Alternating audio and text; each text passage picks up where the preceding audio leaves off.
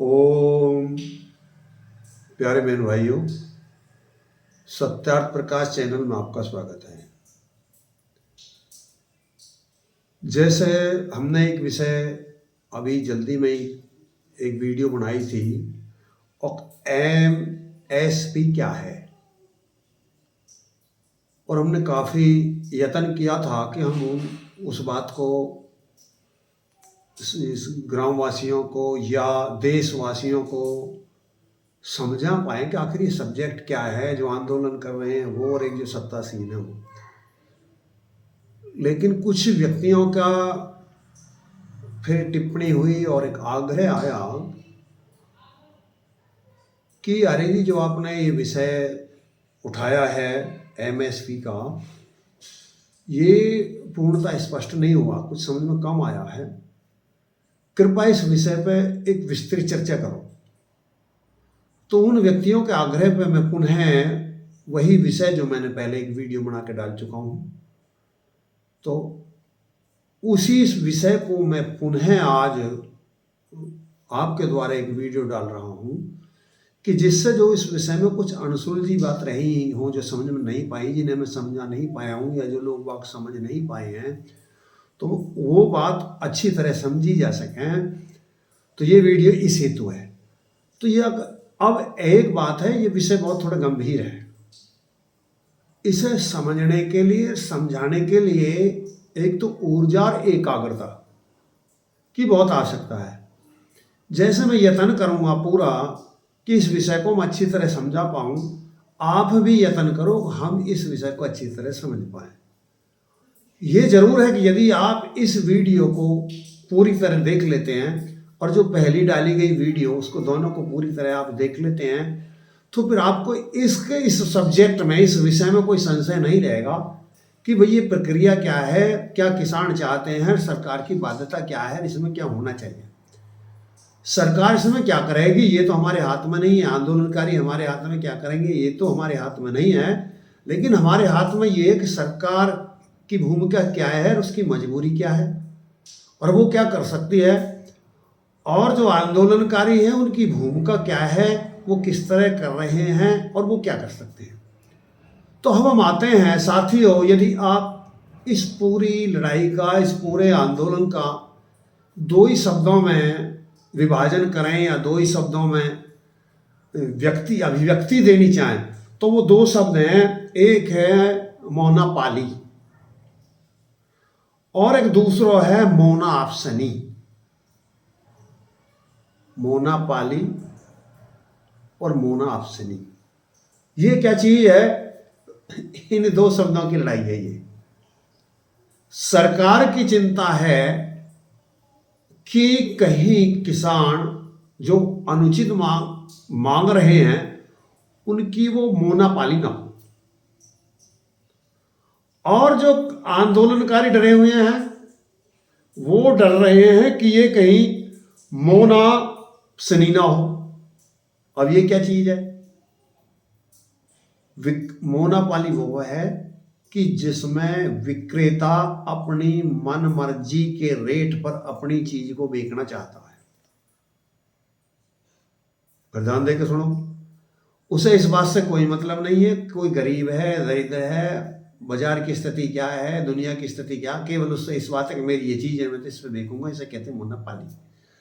और एक जो दूसरा है मोनाआप्शनी, जो है वो क्या है कि जो एक वर्ग है, जो एक क्रेता है, जो सामान को खरीदता है, यदि वो गठजोड़ कर लेता है, मान लिया उसने गठजोड़ कर लिया, अभी गेहूं बिकना है, धान बिकना है, और एक तो विक्रेता है किसान, एक विक्रेता है, और एक दूसरा व्यवसायी जो क्रेता है, यदि जितने क्रेता हैं वो सबले गठजोड़ कर लें, हमें तो इतने रेट से फालतू खरीदना ही नहीं है, तो विक्रेता कुछ नहीं कर सकता।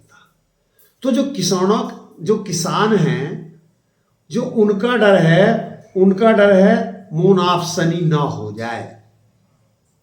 अब इन दोनों शब्दों के ऊपर हम ऑपरेशन करेंगे और आगे चलेंगे कि ये किस तरह इनसे सुरक्षित हो सकता है और ये किस तरह एक दूसरे को प्रभावित कर सकते हैं।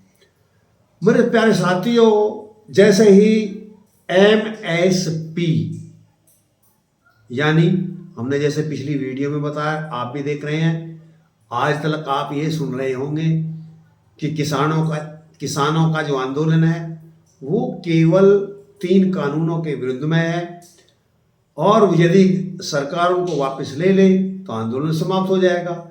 लेकिन आप हम सब देख रहे हैं कि ये घोषणा हो चुकी है 19 नवंबर को गुरु नानक पर्व पर, लेकिन आंदोलन वापस नहीं हुआ है।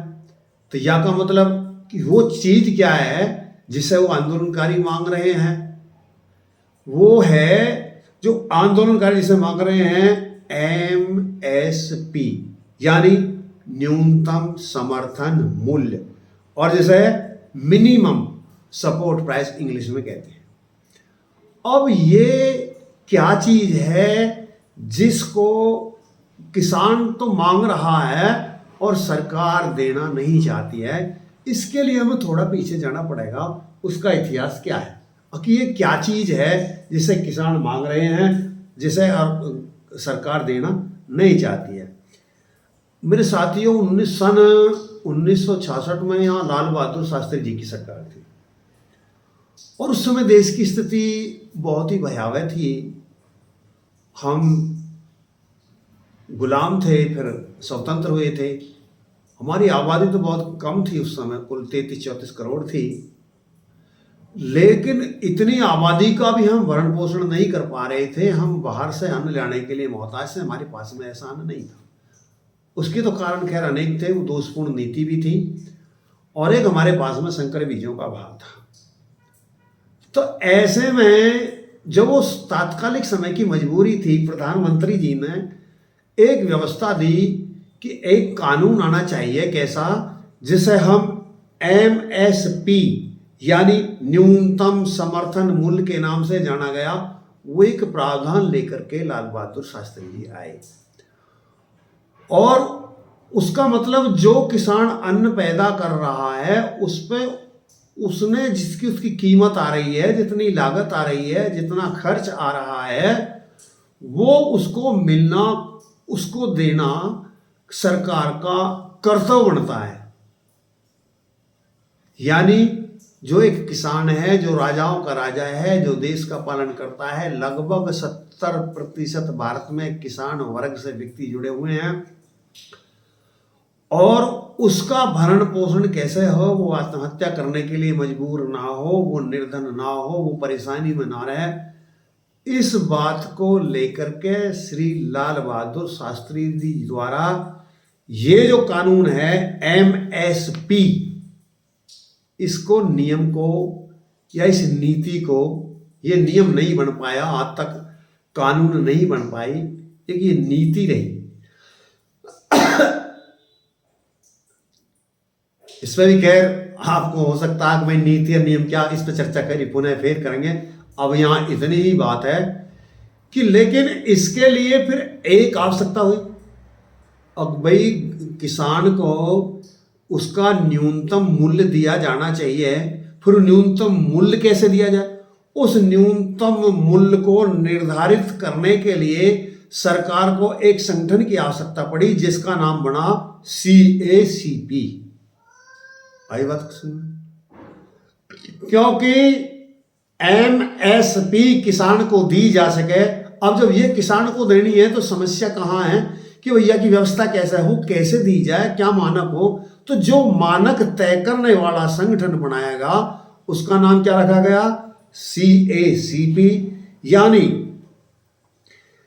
कृषि लागत और मूल्य आयोग, जिसे commission for agricultural cost and prices ये नाम दिया गया। और इसका उद्देश्य क्या बना, इसका प्रयोजन क्या था, इस किस लिए बनाएगी कि ये फसल पर खर्च होने वाले सबले हिसाब लगा करके और ये एक रेट निर्धारित करेगी। जैसे मैंने बताया, कृषि लागत और मूल्य आयोग, कृषि में लागत कितनी आई है और ये आयोग उस मूल्य को निर्धारित करेगा। अब जो मूल्य इसने निर्धारित कर दिया उसे लेने के लिए सरकार बाध्य है, और किसान अब यहां वो बात आ जाती है, ध्यान देकर सुनिए। एमएसपी, एमएसपी कब मिलेगी किसान को? कि जब सीएसीपी यानी कृषि लागत और मूल्य आयोग निश्चित कर देगी। और मैंने इसमें यहां कल भी चर्चा की थी कि ये लागत लागू करने वाली कौन निश्चित होती है? वो देखो, और दुनिया अपनी फैक्ट्री चलाती है, कंपनी चलाते हैं, उत्पाद करते हैं, वहां तो कोई ऐसी अथॉरिटी है नहीं कि जो जाकर के उनके कीमत तय करे। वो अपनी मर्जी से तय करते हैं, वो कितनी कीमत रख ले, कोई बाध्यता नहीं है। लेकिन यहाँ किसान की क्या मजबूरी है जो उसके रिटर्न में दूसरे व्यक्ति तय करते हैं आकर के। इसमें भी एक फंडा है, क्या है कि जहां उन्हें ये अधिकार है कि वो कोई भी कीमत रख सकते हैं, वहां उन्हें एक अधिकार नहीं है उनके उत्पाद को सरकार खरीदने के लिए बाध्य। बात को समझ में आई? जो पूरा देश चल रहा है, जो और कारखाने चल रहे हैं, जितने उत्पाद चल रहे हैं, लघु उद्योग चल रहे हैं, उनमें जो उत्पादित चीज है उसके लिए सरकार खरीदने के लिए बाध्य नहीं है। लेकिन जो 25 चीज है इसके अंतर्गत आती हैं, एमएसपी के अंतर्गत जो आती हैं, उनको सरकार खरीदने के लिए बाध्य होनी चाहिए। ये है सबला फंडा, बाध्य है या बाध्य होनी चाहिए। अब ये कानून के मुताबिक यदि ये कानून है और कानून का पालन नहीं होता है, ये मैं चर्चा फिर आगे जाकर के करूंगा इस विषय पर, तो इसका औचित्य क्या बनाने का? इस नियम का औचित्य क्या हुआ? इस नीति का औचित्य क्या हुआ? अब ये इसका दुरुपयोग किस प्रकार हो रहा है और कैसे ही सही हो सकती है, इसके बारे में हम आज खुलकर चर्चा करेंगे। देखो, वीडियो थोड़ी लंबी होगी, लेकिन यदि आप इसका पूरा फंडा समझना चाहते हैं तो थोड़ा आपको समय देना पड़ेगा और एकाग्रता से ये वीडियो देखनी पड़ेगी। तो अब जैसे एक संगठन है जो सरकार के द्वारा बनाया गया है, जो किसान की कीमत को निश्चित करता है, उसी के द्वारा जब जो लागू होगी सीएसीपी जो संगठन है, जो कम से कम मूल्य निर्धारित करता है, उस पर किसान कह रहा है कि जो तुमने तय कर दिया। सुनिए, ये किसानों का संगठन नहीं है। जो कृषि लागत और मूल्य आयोग है, ये सरकार द्वारा बनाया हुआ आयोग है, किसानों द्वारा बनाया हुआ आयोग नहीं है। लेकिन किसान कह रहे हैं कि जब तुम्हारा बना हुआ आयोग जिस कीमत को तय करता है, आप हमें वो कीमत दे दीजिए। आई कुछ बात समझ? किसान की मांग क्या है? इसको कानून बना दीजिए। आज क्या है कि ये कानून नियम तो है, और प्रधानमंत्री जी ने, जब ये मोदी जी ने ये बात भी कही थी कि अब तक की सरकारों ने किसान को ठगा है कि ये कह करके हम एमएसपी लेंगे, लेकिन एमएसपी आई तो सही, अनाज खरीदे नहीं गए। ये किसान के साथ छल हुआ, ठगी हुई। लेकिन आज मोदी जी जब आज सत्ता में हैं, उनकी व्यवस्था है, उनकी स्थिति है, और उन्होंने ये बात कही भी है, तो इस बात से तो नकारा नहीं जा सकता। मोदी जी की बात में समझ में नहीं आती है, उनकी समझ में तो है। अरे, किसान की प्रबल समस्या भी है, वो ये भी मानते हैं कि पहली सरकारों ने इसको उठाया नहीं था, माना नहीं था, किसान को लाभ नहीं दिया था, नियम तो था। लेकिन ये जानते हुए भी क्या मजबूरी है, इन पर हम आगे चर्चा करेंगे। अब जो संगठन सरकार द्वारा है, जो सरकार द्वारा ही बनाया गया संगठन है, तो जो एक सरकार को डर है या इस एक देश को डर है मोनोपोली ना हो जाए। क्या है मोनोपोली? कि मेरा सामान मैं तो किसी भी चीज रेट पे बेचूंगा। तो ये मोनोपोली तो जब खत्म हो जाती है कि जो रेट निर्धारित कर रही है वो तो सरकार की एक एजेंसी कर रही है। यदि इसको किसान यूनियन तय करती, इस रेट को यदि किसान यूनियन तय करती, तो सरकार की आपत्ति करनी वाजिब होती है कि वो किसान यूनियन रेट इतना अधिकतम कर सकती है, अनुचित कर सकती है, जो सक्षम नहीं है जैसे सरकार देने में। लेकिन जब जो सरकार की ही एजेंसी है, जो आयोग है, उसी ने जो रेट निर्धारित किया है, और सरकार ये मानती है, प्रधानमंत्री जी मानते हैं कि उनको ये रेट मिलना चाहिए, लेकिन फिर भी रेट नहीं मिल रहा है। तो क्यों नहीं मिल रहा? अब रेट मिल रहा है क्या, इसमें भी देखो एक दिक्कत आई। हो क्या रहा है कि थोड़ा इस बात समझने के लिए थोड़ा पीछे जाना पड़ेगा। पीछे क्या, संविधान क्या? हमारा जो संविधान है वो संघात्मक होते हुए एकात्मक है, और उसमें जो नियम है उसमें 3 सूची हैं। वो एक सूची है संघ सूची, और दूसरी सूची है राज्य सूची, और तीसरी है समवर्ती सूची। संघ सूची वो है जिसको केंद्र सरकार निर्धारित करती है। राज्य सूची जो लंबा विषय के क्या क्या सब्जेक्ट है, यहाँ इन पर चर्चा नहीं कर पाएंगे, कभी अवसर होगा, जरूरत होगी तब उन पर चर्चा करेंगे। एक राज्य सूची और एक कृषि जो राज्य सूची के अंतर्गत आता है, और एक है समवर्ती सूची। अब प्रश्न आपके मस्तिष्क में आएगा, और ये प्रश्न आंदोलनकारी ने उठाया था कि जब कृषि जो है ये राज्य सूची के अंतर्गत आता है तो संघ इसमें सरकार केंद्र क्यों कानून बनाता? ये तो कानून ही अवैध है, कानून बनाने का अधिकार नहीं है। लेकिन जो व्यक्ति ऐसा सोचते हैं या ऐसा बताया गया तो वो जानते नहीं है संविधान के अंदर संशोधन कर लिया गया है, और संशोधन करने के आधार पर केंद्र सरकार इसके ऊपर कानून बना सकती है।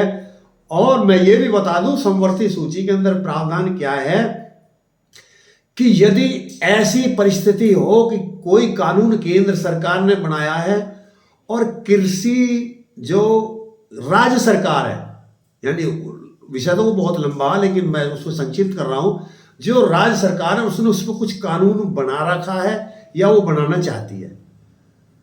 भले ही राज्य की सरकार ने कोई कानून बना रखा है या वो बनाएगी, लेकिन यदि उसी विषय पर कानून केंद्र सरकार संघ बना चुका है तो राज्य का कानून मान्य नहीं होगा, संघ का कानून मान्य होगा। तो ये अवैध कानून नहीं है, कानून तो ये वैध है। इस प्रणाली में तो जो ऐसा बता रहे हैं या जान रहे हैं वो सत्यता नहीं जान रहे हैं, अंधेरे में। अब जो प्रश्न उठता है, जैसे हमने कि वो जब आपके द्वारा ऑथराइज आयोग है, आपने ही बनाया, जो उसने रेट निर्धारित किया उससे किसान बेचना चाहता है, आयोग भी आपने बनाया। मैं सरकार से एक प्रश्न करना चाहता हूं, आयोग भी आपने बनाया, रेट भी उसने ही निर्धारित किए हैं, और वो लाभ किसान को देना भी चाहते हो, लेकिन आप वो माल खरीदना नहीं चाहते हो। कहते हो हम ओपन मार्केट देना चाहते हैं किसान को। हम क्या एक ओपन मार्केट देना चाहते हैं, अब किसान को एक ओपन मार्केट मिले और वो कहीं भी अपना सामान बेच ले, उसकी कोई बाध्यता ना हो कि वो वहीं जाकर के बेचे। जो मंडी है, अनाज मंडी है। एक तो इस देश में स्थिति ऐसी है कि जितनी अनाज मंडियों की आवश्यकता है उतनी मंडी यहां नहीं है। सरकार को चाहिए कि जितना पैसा दूसरी जगह, आपको भले ही विचित्र लग सकता है किसी भावनाओं को कैसा, जो हमारी मूलभूत आवश्यकता है, सरकार को पहले उन बातों पर ध्यान अधिक देना चाहिए। लेकिन जहां हमारे कितने ही अनावश्यक खर्च, हमारे पास में समस्या है अस्पताल की, हमारे पास में अब उपचार नहीं होता है, हमारे पास में समस्या है शिक्षा की, वो नहीं होता है, हमारे पास में समस्या है न्याय की, इतने न्यायाधीश नहीं है जितने होने चाहिए। अब जब ये अभाव है, हमारे पास में दवाई नहीं है, हमारे पास में जितनी होनी चाहिए, हमारे पास में उपचार केस नहीं है, इतनी शिक्षा नहीं है, हमारे पास में वो व्यवस्था नहीं है, फिर भी सरकार को ऐसी ऐसी बाहर की बातों में जो धार्मिक क्षेत्र के अंतर्गत आते हैं, जिनके बिना भी जीविका चलाई जा सकती हैं, उनके ऊपर व्यय करने का अधिकार है, वहां फंड दिए जाते हैं। तो मेरी तो ये समझ के बाहर सौदा है। वो वैसे क्या स्थिति है, ये मुझे लगता है कि ये दोषपूर्ण व्यवस्था है। जब तक देश की मूलभूत आवश्यकता पूरी नहीं हो जाती, सबसे पहले मेरे पास में एक तो वस्त्र नहीं है, मुझे वस्त्र की व्यवस्था, एक मेरे पास दवा नहीं है, एक मेरे पास भोजन नहीं है, एक मेरे पास मकान नहीं है। मकान ये सब बड़ी जरूरी चीजें हैं, लेकिन यदि मेरे पास भोजन ही नहीं है और मेरे पास मैं बीमार हो रहा हूं, मैं दवाई नहीं, सबसे पहले मुझे दवाई चाहिए, मुझे भोजन चाहिए, मुझे वस्त्र चाहिए, फिर मुझे मकान चाहिए, फिर और साधन चाहिए। तो इन वरीयता को लेकर के सरकार, और खैर सरकारों की भी व्यवस्था है, इन पार्टियों की भी मजबूरी है कि इन्हें वोट चाहिए, और वोट देने वाले जो है वो समझते कम है, बहकते ज्यादा। तो जैसे वो बहकाए जा सकते हैं उनको वैसे बहकाया जाता है और वोट ली जाती है। ये तो खैर दूसरी नीति रही, लेकिन मैं अब फिर उसी विषय पर आता हूं कि जो हमारा विषय है भाई, सरकार से मांग क्या की जा रही है कि देखो जी आपने कानून बना दिया, जो आपके द्वारा ही बनाया वो कानून है एमएसपी, आपको पता है किसानों के हित का है, आप इसे दे दीजिए। लेकिन इसमें जो मजबूरी सरकार की आती है वो जो एक दूसरा फंडा है, फिर जो दूसरा फंडा वो क्या है, जो एक समिति है एपीएम। ये क्या चीज है एपीएम? एपीएम क्या है? कृषि उत्पाद बाजार समिति, यानी जो एग्रीकल्चर प्रोडक्ट्स मार्केट कमेटी। जो ये एपीएम है, इसका काम क्या है? उसका व्यवस्था करना, यानी बिक्री कैसे होगी उसकी व्यवस्था करना इसका काम है। और इसी के अंतर्गत बहुत धांधलीबाजी है, सबला गड़बड़ ये है। अब देखो गवर्नमेंट की 3 संगठन या एजेंसी या अथॉरिटी या योग कुछ भी कहो, वो काम कर रहे हैं। एक तो वो संगठन काम कर रहा है जिसने मूल्य निर्धारण कर दिया, एक दूसरा वो संगठन काम कर रहा है जो क्रय करता है, किसान से जो माल लेता है, और तीसरा वह संगठन काम कर रहा है जो मार्केट में माल, किसान ने फसल तैयार की और वो उसे बेच करके सरकार को देना चाहता है, जिसमें जो केवल ऐसे कुल 25 या 23 ही चीजें हैं जिनके ऊपर सरकार बाध्य है जिन्हें खरीदने के लिए। अब यदि उस बाध्यता से भी सरकार मुकरती है तो सुनिए, किसान चाहते हैं कि सरकार हमारे खरीदे हुए माल के लिए बाध्य हो, और सरकार चाहती है कि हम आवश्यकता अनुसार लें, हम पूरे माल के खरीदने के लिए बाध्य नहीं हो सकते, उसमें हमारी व्यवस्था है। कल हमने ये उदाहरण दिए थे कि 2006 में जो ये एमएसपी है बिहार से खत्म कर दी गई थी, वहां किसानों की स्थिति क्या है वो जग जाहिर है। और दूसरी तरफ हमने कल ये भी उदाहरण दिया था कि ये जो एमएसपी है ये अमेरिका के अंदर लागू की गई थी दूध के ऊपर, लेकिन अमेरिका जैसी सरकार भी इसको चला नहीं पाई थी।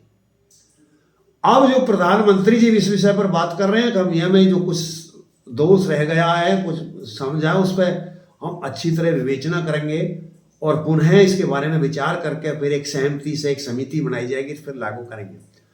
अब इसमें एक और भी बात जुड़ी हुई है। वो बात जुड़ी हुई क्या है कि इसमें एक समिति भी बन चुकी है। पहले एक जो समिति बनाई गई जो स्वामीनाथन जी के नाम से जानी जाती है, और एक दूसरी भी समिति इसमें बनी शांता कुमार जी के नाम से जानी जाती है। अब जहां जहां किसान को अपने लाभ की बात जिस समिति में लगती है वो उसे ही मानता है, माननी चाहता है, और जहां किसान को अपने पक्ष की बात लगती है उस तरफ रुझान करता है। अब उन दोनों में बात एक सी नहीं है।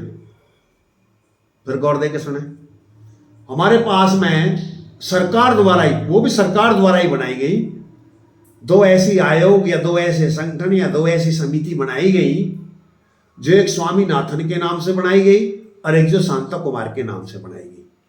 अब वो स्वामीनाथन के नाम से एक सोसाइटी कमेटी या आयोग सरकार द्वारा बनाई गई, उसकी क्या रिपोर्ट थी, वो व्यक्ति कौन था? वह व्यक्ति जो था एक ऐसा विशेषज्ञ था जिसने 1966 में एक क्रांति आई भारत के अंदर, जिसमें भी संकर बीज पैदा हुए। जब तक हमारी दुर्दशा क्या थी, जैसे मैंने बताया, तो उस व्यक्ति ने जो ऐसा एक वैज्ञानिक था उसका एग्रीकल्चर का, कि उसने वहां से विदेश से उस तकनीकी को लेकर के हमारे बीजों का क्या किया, संकरीकरण कर दिया, और वो इतनी वृद्धि कर दी कि जहां हम 33-34 करोड़ होते हुए अपनी पूर्ति नहीं कर पाते थे, आज 1 अरब 33-34 करोड़ होकर भी हमारे पास में भंडारण इतने रखने के लिए जगह नहीं है। तो एक तो जो ये नियम है जिसे आज सरकार भागना चाहती है, किसान उसके ऊपर लादना चाहता है, वह जो एमएसपी है, उस समय क्या अवस्था थी कि खाद्यान्न कम था और किसान के पास में व्यवस्था नहीं थी, इसलिए उसे ज़्यादा से ज़्यादा कीमत दी जा सके। अंग्रेजों के द्वारा बहुत देश को तबाह बर्बाद करा जा चुका था। अब आज की तारीख में स्थिति ये हो गई है कि बहुत ज़्यादा उत्पाद हो गया है। आज ऐसे में सरकार इसको एक भार समझ रही है और इसकी व्यवस्था देने में अपने को अक्षम पा रही है। इसमें और भी कुछ समस्याएं हैं, तो वो जो हम एक पहली उस पर समिति में बात करेंगे, जो पैसे स्वामी जो नाथन वाली कमेटी बनाई गई, वो एक व्यक्ति, जैसे अभी उन्होंने बताया वो क्या था, वो क्या कहते हैं, उन्होंने सरकार को रिपोर्ट दी कि आप जितना भी कार्य है, किसान को जितनी उसकी लागत आ रही है, ये 1966 की बात कर रहे हो, 1966 में, और जिसका लाभ और जिसकी बातों को, स्वामीनाथन की बातों का आज किसान कहते हैं कि वो बात लागू होनी चाहिए। और 1966 में स्वामीनाथन जी क्या कहते हैं कि क्या चाहिए सरकार को?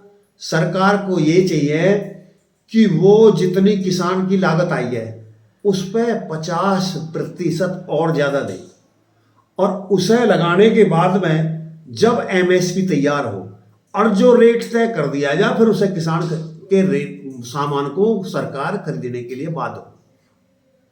और वो एक कहते हैं कि किसान को 4% के ब्याज पर, इंटरेस्ट पर कर दिया, ऋण दिया जाना चाहिए, और जब तक वो ऋण देने की अवस्था में ना हो, जब तक उसे बाध्य नहीं किया जाना चाहिए। ये रिपोर्ट जो है ये उसकी है। और वो एक बात और कहता है कि जो फसल संबंधी सवड़ा भी सामान है, इस सब को किसको खरीदना चाहिए? जो सेंटर की गवर्नमेंट है, जो संघ सरकार है, राज्य को नहीं खरीदना चाहिए। और लेकिन ये पॉलिसी दोनों की अड़झी हुई है, तो दोनों अपना पल्ला झाड़ना चाहते हैं, किनारा करना चाहते हैं, राज्य सरकार भी और संघ सरकार भी। लेकिन अब जो दूसरी समिति आप सुनेंगे कि जो शांता कुमार जी के नाम से समिति आई, जो सन 2014 में लगभग 15 में बनके तैयार हुई, और जो माननीय मोदी जी के आ जाने के बाद ही बनी, तो वो जो शांता कुमार जी थे वो हिमाचल के सीएम रह चुके, और वो जो हमारे अटल जी हुए उनके वहाँ मंत्री रह चुके हैं। तो उनके नेतृत्व में एक समिति बनाई गई, एक आयोग बनाएगा, जिसे हम शांता कुमार कमेटी के नाम से, आयोग के नाम से जानते हैं। और उसने जो रिपोर्ट दी है उन्हें भी सुन लीजिए। उसने जो रिपोर्ट दी, एक रिपोर्ट हमारे पास में कब थी? 1966 की थी, जब हम 33-34 करोड़ थे, यानी जब बढ़ के, खैर उस समय बढ़ के ज़्यादा हो चुके थे, लेकिन फिर भी हम अपने खाद्यान्न की व्यवस्था नहीं कर पा रहे थे। और दूसरी तरफ जो दूसरी कमेटी आई वो 2014 में, 2015 में आई। अब हमारी स्थिति बदल चुकी है, हमारे पास में अब खाद्यान्न इतना है कि हम उसकी व्यवस्था नहीं कर पा रहे हैं। और कितनी व्यवस्था नहीं कर पा रहे हैं, आपने पीछे देखा होगा, मैंने सुना था, पेपर में भी आई थी, कि इतना दुरुपयोग अन्न का हो रहा है कि इतना ज़्यादा खरीद करके गोदाम कर दिया जाता है, कई कई वर्ष तक उसका उपयोग नहीं हो पाता है। और जिन मंत्रियों के अंतर्गत एक विचित्र बात पीछे आई थी, आपने भी देखी होगी, सुनी होगी, कि जिस मंत्री के अंतर्गत ये विभाग आता है, उन्हीं व्यक्तियों की शराबों की ठेके हैं, यानी शराब की कंपनी है, ठेके नहीं कंपनी है, वो शराब बनाते हैं। और गेहूं को पानी की बौछारें मार करके, बाकाया वीडियो वायरल हुआ था, वो पानी की बौछारें मार मार कर जो बड़े बड़े गोदाम हैं, जो उनमें पानी मारा जा रहा है, उनको गेहूं को बेकार किया जा रहा है, जिससे कि शराब बनाने के लिए वो सस्ते में या मुफ्त में प्राप्त हो सके। आप इससे अनुमान लगा लीजिए कि आज स्थिति कैसी है, जब सरकार के पास में कोई सिस्टम नहीं है। वो उस समय कानून जो बनाया जा रहा है, उस समय वो स्वामीनाथन जी के आधार पर बनाया जा रहा है। अब आज जब देश की स्थिति ऐसी हो गई है कि अन्न संभालने की भी अवस्था नहीं, इतना ज़्यादा हो गया, ऐसे में जो शांता कुमार जी की जो रिपोर्ट है वो ये कहती है कि जो ये सेंटर के सिर पे जो बोझ है, ये केंद्र के सिर पे जो बोझ है, ये बिल्कुल उतार देना चाहिए और ये राज्य के ऊपर ही छोड़ देना चाहिए। कुछ आई बात समझ में? पहली जो रामनाथन की कमेटी थी, जो आयोग थी, उसने क्या बात कही कि ये सबला सेंटर पे होना चाहिए, राज्य सरकार इससे मुक्त होनी चाहिए, ये सबली व्यवस्था संघ को देनी चाहिए, ये संघ का काम है। लेकिन जो दूसरी कमेटी आई जो शांता कुमार जी के नाम, उसने क्या कह दी कि इसको सेंटर से बिल्कुल पल्ला झाड़ लेना चाहिए, सेंटर को इससे, और ये केवल राज्यों के आधे ही छोड़ देने चाहिए, वो जैसे चाहे उसको वैसे कर लें। लेकिन ये उन्होंने और भी कुछ बातें कही। जहां ये बात कही तो इसके आधार पर तो केंद्र सरकार उन्हें लेने के लिए बाध्य नहीं है, लेकिन उन्होंने कुछ ऐसी भी बात कही है कि जो आप 3 रुपये किलो में जो अनाज देते हो, इसे आप भंडारण क्यों करते हो? इसे जो प्रदेशों को आपको देना है, एक साथ ही दे दीजिए 1 वर्ष का, और वो 1 वर्ष में बार बार वितरण करने का क्यों जोखिम उठाते हैं? वो 1 वर्ष में क्यों नहीं दे देते, हर माह क्यों देते हैं? यदि वो 1 वर्ष में एक साथ दे दिया जाए तो भंडारण की समस्या खत्म हो जाए, और जो व्यक्ति अपने घर में रखेगा उसे भंडारण की व्यवस्था दो या उसमें भंडारण करे। उन्होंने तो कहा ऐसा कि 19 व्यक्तियों को भंडारण की व्यवस्था दे दो, तो आप रख रखाव से छूट हो जाएगी आपकी, वो रखा लेंगे, अनाज आपका खराब नहीं होगा। लेकिन आप जब भी आपको देना पड़ता है, जब 1 वर्ष बाद आपका खराब हो जाता है। तो ये बात शांता कुमार जी कमेटी ने कही। और एक बात भी ये, और एक अलग विशेष बात भी कही कि जो आप सब्सिडी खादों के माध्यम से देते हैं, ये सब्सिडी आप खातों में क्यों देना चाहते हो? आप सीधे किसान को क्यों नहीं दे देते? मान लीजिए आप 7,000 रुपया खाद के माध्यम से सब्सिडी दे रहे हैं, और किस काश्तकार खाद खरीदेगा, जो खरीदने के बाद में उसकी जो सब्सिडी है आप उस कंपनी को दे देंगे। यदि आप वो सीधी सब्सिडी किसान को दे दें, तो मान लिया उसकी फसल नहीं भी हुई है तो उसका कुछ तो आधार हो सकता है। खैर ये विषय लंबा चला जाएगा, उसमें मैं जाना नहीं चाहता हूं। शांता कुमार कमेटी की जो अप्रोच है उन्होंने की, तो पूर्णतः ना तो उसे सरकार मान रही है और ना पूर्णतः किसान मान रहा है। दोनों को जिस कमेटी में जो अपने हित की बात लगती है उन्हें दूसरे पे मनवाना चाहते हैं। अब साथियों इसमें अब उस विषय पर आते हैं कि जो एक और इसमें बात आई थी, क्या आई कि भाई कॉन्ट्रैक्ट फार्मिंग, यानी ये क्या होगी? इसके अंतर्गत जितनी भी खेती है वो एक ठेकेदार द्वारा कराई जाएगी, वही बीज लाएगा, वही खाद लाएगा। बेग बना, जब कमिटमेंट फसल बोने से ही पहले काश्तकार से कर लिया जाएगा कि आपके हम ये अन्न, ये चीज़, ये फल, ये सब्जी आपके यहाँ लगाएंगे और उसको हम इस रेट पे ले लेंगे। लेकिन उसमें किसान को एक बाध्यता होगी कि वो अपने अनुरूप खेती नहीं करेगा, क्योंकि किसान चाहिए क्वांटिटी, और उसको जो इसको ठेकेदार कर रहा है उसको क्या चाहिए? क्वालिटी। तो ये दोनों मेल, या मैं किसानों का कहना है कि यदि ये ठेकेदारी प्रथा आ जाती है तो हम तो मजदूर हो जाएंगे, हमारी कोई तो व्यवस्था चलेगी नहीं। लेकिन जहाँ ये एक पहलू है कि हम मजदूर हो जाएंगे, हमारी कोई व्यवस्था नहीं चलेगी, वहाँ एक दूसरा पहलू यह भी है कि जो एक समुदायीकरण होता है किसी चीज़ का, समुदायीकरण में बहुत गति और प्रगति होती है। एक तो एकाकी और एक समुदायीकरण। मान लिया अब जैसे चकबंदी होती है, क्यों होती है? चकबंदी हो जाने से जो उसकी अनेकों जगह भूमि एक जगह आ जाती है, और ऐसे ही यदि उसका समुदायीकरण कर दिया जाए, कॉन्ट्रैक्ट पे वो खेती करनी शुरू की जाए, तो बहुत एक सरलतम, बहुत एक भूभाग को एक विशेष क्षेत्र के लिए उपयोग में किया जा सकता है और उसकी एक अच्छी व्यवस्था बनाई जा सकती है। ये एक लंबा प्रक्रिया, एक लंबा प्रोसेस है उसमें, लेकिन इनके लिए है तो सही, दोनों में एक लाभ भी हो सकता है और नुकसान भी हो सकता है, दोनों स्थिति बनी रहती हैं। लेकिन ज़्यादा लाभ की संभावना वहाँ है, क्योंकि एक का सर्किल इतना है, वो अपने गांव तक सोचता है, एक अपने निकट की मंडी तक सोचता है, और एक दूसरे का सर्किल इतना वो विश्व के आधार पर सोचता है, उसकी सोच वहाँ तक है। तो जैसे स्वामी रामनाथन की वजह से हमारा देश इतना संपन्न हुआ, वहाँ ऐसे ही सामुदायिकरण यदि खेती का होता है, ये ठेकेदार के माध्यम से कराई जाती है, तो इसका बहुत बड़ा आविष्कार। और एक ये विपरीत परिस्थिति जिसे हम कहते हैं कि हम तो वहाँ मजदूर बन के रह जाएंगे, हमारी तो कुछ स्वतंत्रता होगी नहीं।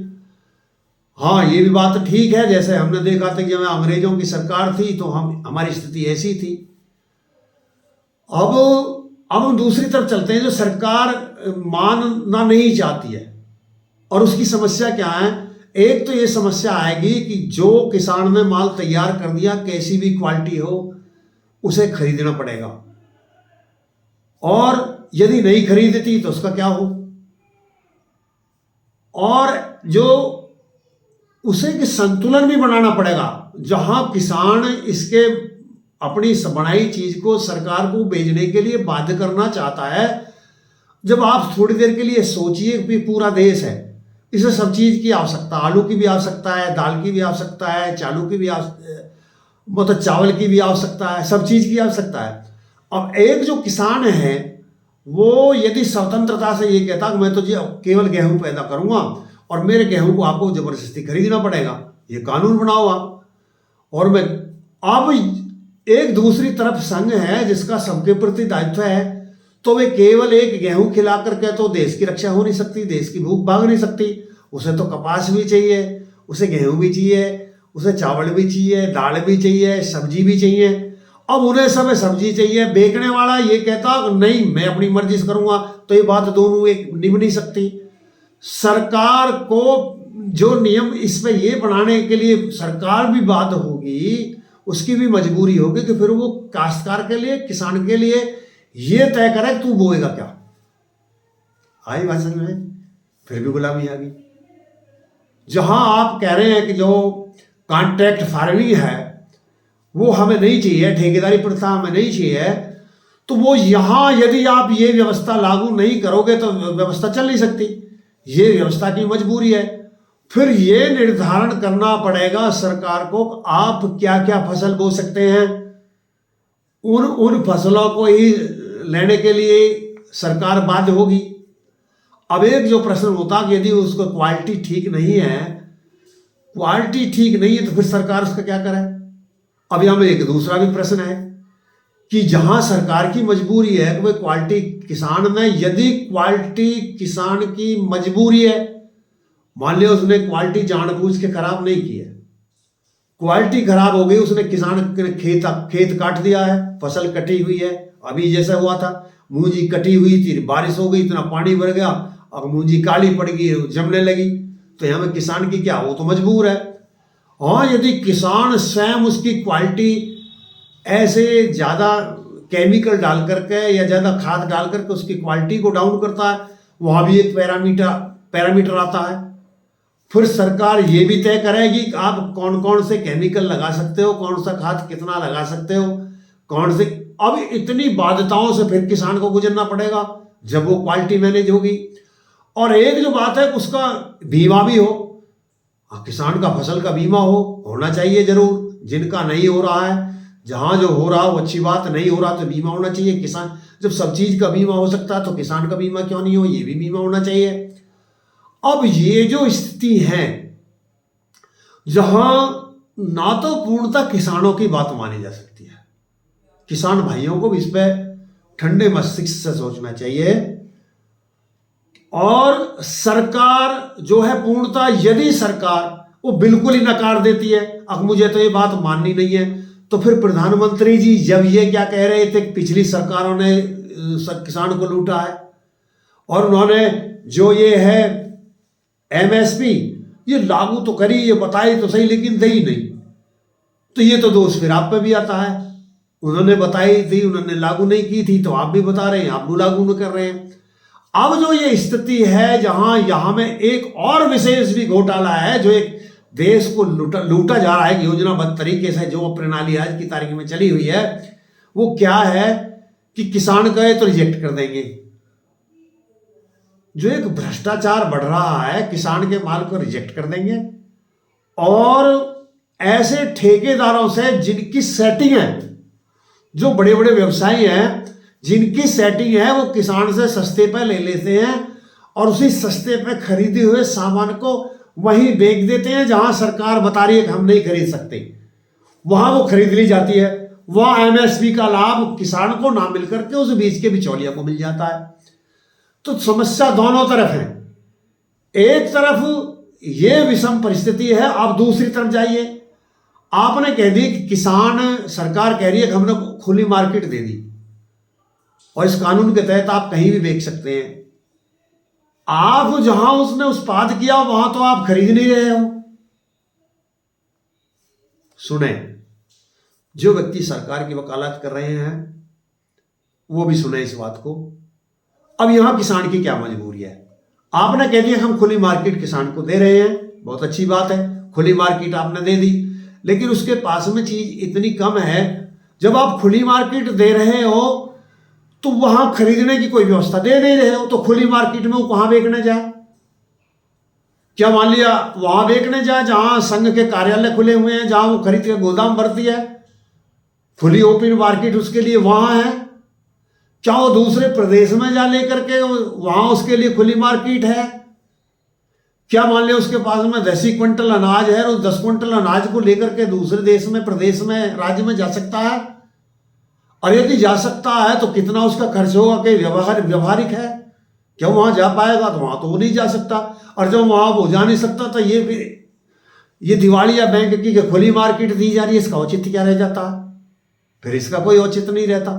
जब वो वहां अपने घर बैठा हुआ है, वहां कोई खरीदने की उसकी व्यवस्था नहीं, फिर तो वही व्यक्ति उससे उस माल को खरीदेंगे, क्योंकि वो अपनी छोटी चीज की थोड़ी चीज को लेकर ऐसी जगह जा नहीं सकता।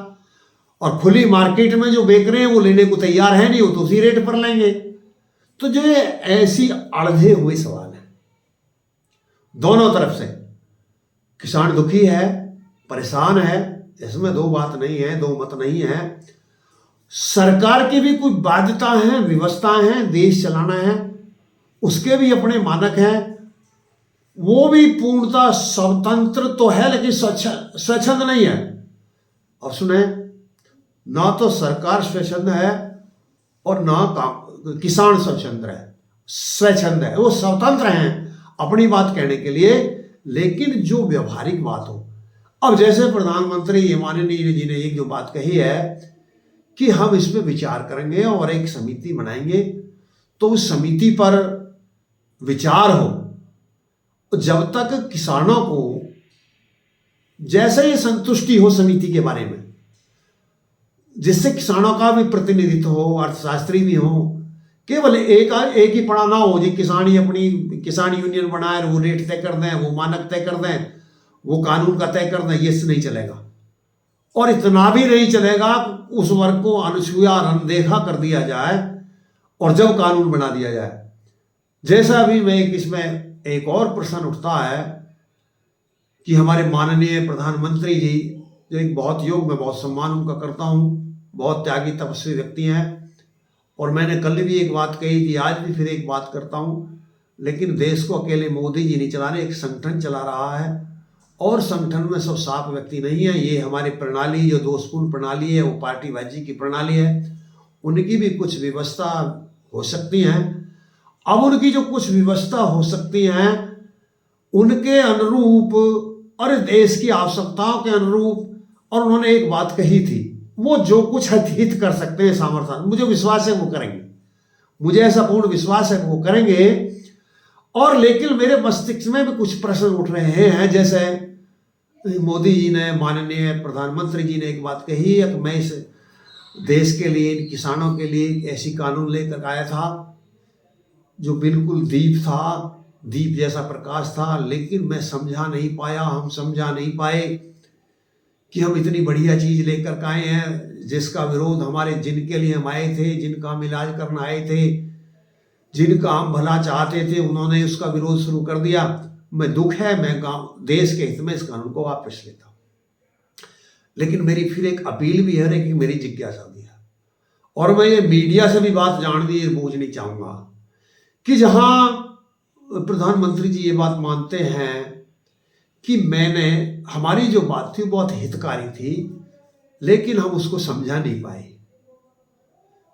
ठीक है, जिनका आप हित करना चाहते थे, यदि उस पर सहमति सलाह को शायद हो जाती, तो इससे लगता है कि शायद नहीं हुई, ज्यादा तो मुझे बारीकी में पता नहीं है जैसा, लेकिन अर्थापत्ति ज्ञान होता है, जैसी परिस्थिति और स्थिति से गुजर रहे हैं, जो ज्ञान करा रही हैं, तो शायद उनको पहले विश्वास में नहीं लिया गया, उन्हें पहले विश्वास में भी नहीं लिया गया, और फिर बाद में जो प्रस्तुति भी नहीं दी गई।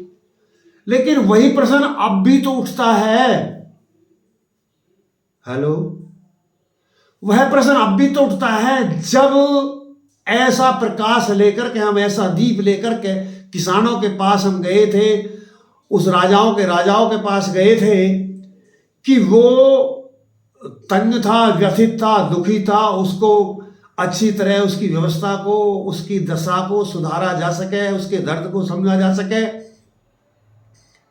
लेकिन हम वो बात समझा नहीं पाए। अब एक प्रश्न उठता है मेरे मस्तिष्क में, जो अर्थापत्ति प्रश्न है, अब जब उस समय ऐसा निर्णय ले लिया गया, लेकिन अब जब प्रधानमंत्री ने तीनों कानून वापस लिए, तो क्या जो आंदोलनकारी आंदोलन चला रहे थे उस समय तो विश्वास में लिए ही नहीं गए, अर्थापत्ति ज्ञान है, लेकिन इस समय भी क्यों नहीं लिए गए? प्रधानमंत्री जी जब ये तीनों कानून वापस ले रहे थे, और जो ये कानून वापस करवाना चाहते हैं, तो मेरा अपना निजी विचार है, उनसे चर्चा होनी चाहिए थी, उनसे सहमति बनानी चाहिए थी, और यदि उनसे सहमति बना करके, चर्चा कर करके ये योजना बनाई होती, तीनों कानून वापस लिए गए होते, तो पहले ही सब निश्चित हो जाता, ये कहने की आवश्यकता ही नहीं थी, तीनों कानून हम वापस ले लेंगे, तब अपने घर चले जाओ। देखो, नहीं, दोनों बातों में मेल नहीं होता है।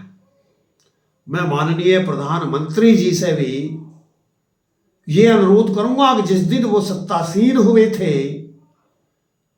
उस दिन उन्होंने ये कही थी कि किसानों को ये बात दी तो गई, बताई तो गई कि एमएसपी देंगे, लेकिन दी नहीं गई, उनका अनाज खरीदा नहीं गया। ऐसी बहुत स्कीम, उन पर मैं नहीं जाऊंगा, लेकिन आज 2 कार्यकाल लगभग पूरे करने प्रधानमंत्री जी जा रहे हैं। यदि उन्हें किसानों का उस समय वो दर्द दिख रहा था, तो आज उस दर्द में क्या हो गया, उसके ऊपर कोई विशेष ठोस योजना क्यों नहीं बनाई जा रही? और मैं ये बात किसानों से भी कहूंगा, उनसे भी अपील करूंगा कि वो केवल देश को किसान ही ना समझें, वो अपने को एक पूरा भारत का स्वामी समझे, वो अपने को राजा समझे, केवल किसान ना समझे, एक गेहूं पैदा करने वाला ना समझे, गन्ना पैदा करने वाला ना समझे, एक चावल पैदा करने वाला ना समझे, वो अपने को वो समझे कि मेरा भी तो देश के प्रति दायित्व है। अब देश के प्रति दायित्व बन जाने के बाद में जिन स्थितियों के बिना गुजरे ये व्यवस्था लागू हो ही नहीं सकती, एमएसपी लगाई ही नहीं जा सकती, उसमें फसलों का भी निर्धारण करना पड़ेगा जरूर।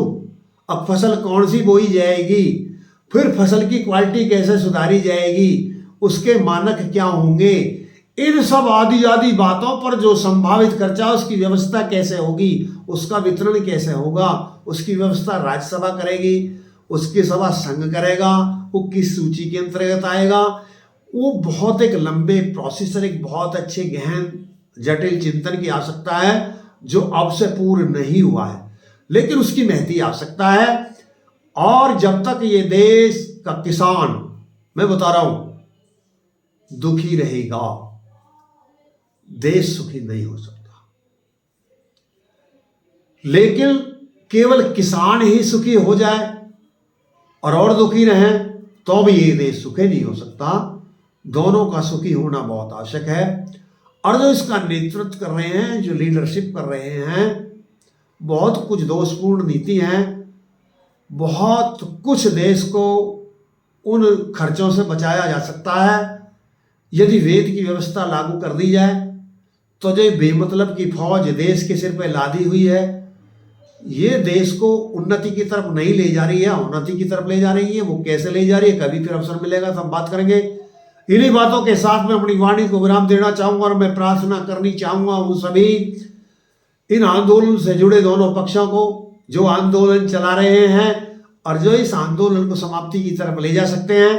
मैंने उस दिन भी ये प्रार्थना की थी कि प्रधानमंत्री जी, आपने जब ये बात मान ली है कि ये तीनों कृषि कानून वापस ले ली गई, तो और जितनी संभव है उन सब बातों को मान करके लेकिन के साथ एक गोष्ठी करके एक आंदोलन को समाप्त कर दीजिए। कुछ मांगों पर किसानों को भी देखो, जो व्यवहारिक बात है उन पर ही बात करनी चाहिए। अभी जैसे वो 700 किसान शहीद हुए, सबसे केस वापस लो। वो जो शहीद हुए हैं उनके लिए गवर्नमेंट कुछ दे दे तो उनके लिए तो कोई विशेष बात नहीं है, मुझे उसमें तो कोई आपत्ति नहीं है। लेकिन उसमें मुझे ज़रूर आपत्ति है कि कोई व्यक्ति यहाँ खालिस्तान के नाम पर आके लाल किले पे झंडा फहरा देता है, कोई टुकड़े टुकड़े करो भारत के विभाजन के नारे लगा करके देश को विभाजित करना चाहता है, या कोई यहाँ इस आंदोलन के माध्यम से मुख्यमंत्री या प्रधानमंत्री बनना चाहता है और उसने जो कुकृत्य की है, देश की संपत्ति का विनाश किया है और वो उनसे भी केस वापस कर लिए जाए, तो मैं इसका तो पक्षधर नहीं हूँ। सबकी सोच अलग हो सकती है, आपकी कुछ हो सकती है। हाँ, जो व्यक्ति निर्दोष हैं इसमें लगे तो उनसे तो केस वापस हो जाने चाहिए। और जो व्यक्ति इस आंदोलन में मारे गए हैं, जिन्हें शहादत की बात है, उनके परिवार यदि ऐसे हैं कि उन्होंने आवश्यकता है, उनका निर्वाह नहीं हो सकता, तो सरकार का दायित्व बनता है, स्वाभाविक प्रक्रिया। इस देश का कोई भी नागरिक हो, सरकार का कर्तव्य है, उसका पालन सरकार को करना चाहिए, ये बात सही है। लेकिन इस जोड़ के इसी बात से जो किसानों में आकर मरे तो उसके बच्चों का भरण पोषण, और जो बाहर मरे तो नहीं हो, ये तो सरकार का कानून है, सबका ही भरण पोषण करना सरकार का दायित्व है। तो इन्हीं बातों के साथ मैं अपनी वाणी को विराम देता हूँ। और मैंने इसमें जितना मैं संभव प्रयास किया है समझाने का, और यदि मेरे किसी भी साथी को, जैसे मैंने पहले ही वीडियो डाली थी और समझ में नहीं आई थी, फिर उन पर टीका टिप्पणी आई थी, तो मैंने पुनः जो विषय जिनको जानना चाहा गया था, मैंने वो विषय पुनः क्लियर करने की कोशिश की है। यदि फिर भी कोई विषय ऐसा रह गया हो जिसे मैं बता नहीं पाया और जिसे कोई जानना चाहता है, तो कृपया वो उस विषय पर अपनी टिप्पणी कर दें। ओम